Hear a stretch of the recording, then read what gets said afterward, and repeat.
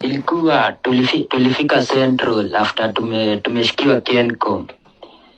Tukaekwa pale kwa holding bay. Sasa pale si kila mtu wako, maboys wako side yao, alafu mademu wako side yao.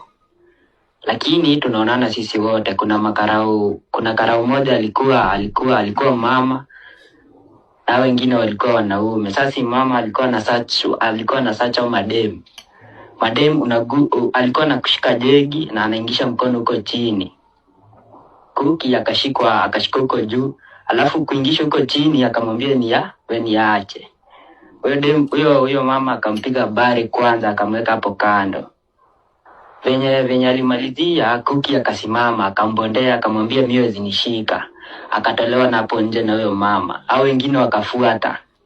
After dakika kama 2 au mademu juu wanaona wamefesiana na mlango, wanaona huko nje, wanasema gai wanamtoa manguo sijui nini. Dakika kama 2 au wanaume wakarudi mbio, au masanse wakarudi mbio, wakisemanga juu kwanza venye alimpiga bari, watu wakasema wacha kumwassault sijui nini, wacha kupiga dem sijui nini. Wanaume sasa tumeshout atiache kupigwa. Venye alirudishwa tu hiyo kidogo, au wanaume wakatuliza, mnatetea huyu, kumbe ni mwanaume, mnatetea sijui nini. Wanaume tukanyamaza sisi wote. Mwenye alikuwa na shout na nguvu akaulizwa, ulikuwa unateta sasa? Akanyamaza. Sisi wote, hata hakuna mtu alikuwa na bonga. Mademu kuona hivyo wote walisonga huko kwanza. Kifua haina anything. Kifua hata amekonda kabisa. Alafu ameweka tumatiti fulani. Uto tumatiti sijui ama ni za kutengenezwa ama jote zilikuwa warm. Ndio mwanaume akirusha mkono pale asisikie ni baridi. Sasa hata ukimdara ilikuwa warm.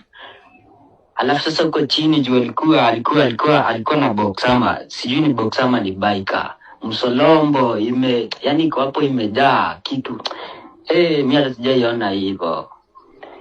Sasa akakalishwa, sasa akatolewa side ya madem, akasema yeye mwenyewe akasema after hapa naenda kujimada. Ama karao akaanza kumake jokes wakimwambianga unadhani tumeona wangapi, unadhani wewe ndo wa kwanza sijui nini.